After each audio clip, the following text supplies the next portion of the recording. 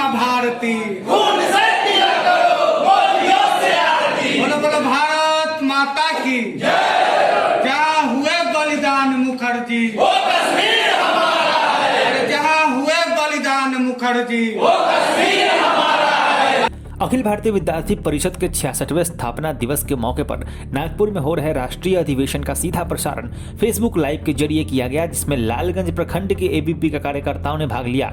इस मौके पर लालगंज के वर्तमान विधायक और एबीवीपी के पूर्व सक्रिय सदस्य संजय सिंह भी शामिल हुए।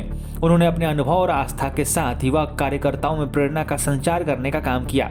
नागपुर से सीधे प्रसारित राष्ट्रीय अधिवेशन में लालगंज के तमाम वरिष्ठ और जुझारू युवाओं ने शिरकत करते हुए मां भारती की सेवा में अपना सर्वस्व न्यौछावर करने की बातें कहीं और अपने कर्तव्यों और संगठन के उद्देश्य को फिर से दोहराया।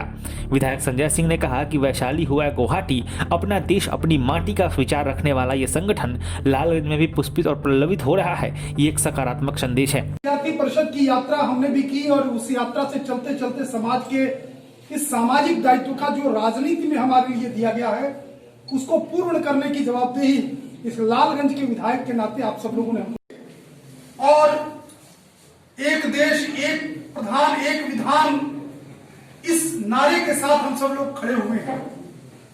वैशाली हो या गुवाहाटी, अपना देश अपनी माटी का विचार रखने वाला ये संगठन आज लालगंज की धरती पर भी पुष्पित पल्लवित हो रहा है। ये भारत माता को परम वैभव पर ले जाने का एक मार्ग है। मित्रों, आप सब लोग जिस काम में लगे हैं, आज से कुछ वर्षों पहले तक दुनिया बड़ी हीन दीन भाव से भारत को देखती थी। हमारी भारत माता किसी समय में दुनिया का मार्गदर्शन करने वाली सोने की चिड़िया कही जाती थी। ज्ञान के अकूट भंडार हमारे पास थे, हमारे पास धन और वैभव की संपदा थी, परंतु विदेशी आक्रांताओं ने जिस प्रकार से इस देश के अंदर आक्रमण किए और जिस प्रकार से हमारी शिक्षा पद्धति को निस्तानाबूद करने का काम किया, हमारे जो आज भी नालंदा के खंडहरों में आज दुनिया के अंदर सबसे समृद्धशाली पुस्तकालय और शिक्षा पद्धति चलती थी, उसको निस्तानाबूद किया। ऐसे समय के बाद जब भारत आजाद हुआ तो उन लोगों के हाथ में सत्ता चली गई जिन लोगों ने भारत माता को कभी परम वैभव पर ले जाने के लिए नहीं विचार किया। उनके लिए कुछ अलग विचार थे, उनकी कुछ अलग सोच थी। उस विषय पर हम यहाँ चर्चा नहीं करेंगे, परंतु मित्रों, हम सब लोग जिस काम में लगे हैं, निश्चित रूप से मानिए कि वो दिन दूर नहीं है जब दुनिया के देश भारत माता के चरणों में आकर के कहेंगे कि दुनिया के लोग कहेंगे कि के बोले मां तुम अपनी, तुम कमजोर हो, ये दुनिया का कोई देश नहीं कर सकता। क्या है इसका उद्देश्य? ये हमारे हर वर्ष की भांति इस बार भी जो हमारा राष्ट्रीय अधिवेशन 66वां राष्ट्रीय अधिवेशन नागपुर में संपन्न हो रहा है, कोविड-19 के कारण वहाँ फिजिकल सहभागिता बहुत कम कार्यकर्ताओं की है, इसलिए पूरे देश भर में ऐसा वर्चुअल राष्ट्रीय अधिवेशन का प्रसारण किया जा रहा है।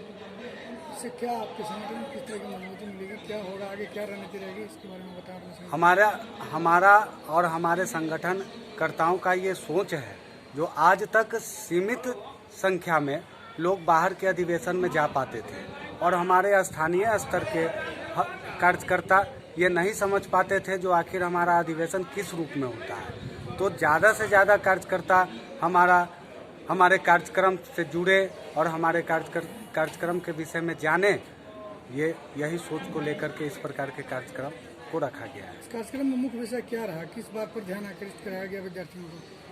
जी, इस कार्यक्रम में स्थानीय स्तर पर किसी भी विषय पर कुछ फोकस नहीं किया गया है।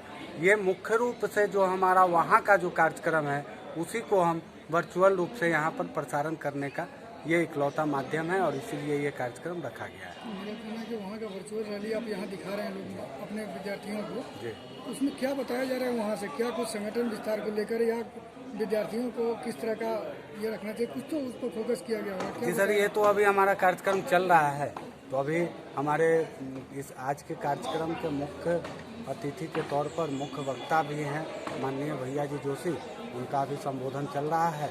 उनके संबोधन के बाद ही फिर हम बता पाएंगे जो आज उन्होंने किस विषय पर छात्रों को संबोधित किया। भारत माता की जहाँ हुए बलिदान मुखर्जी।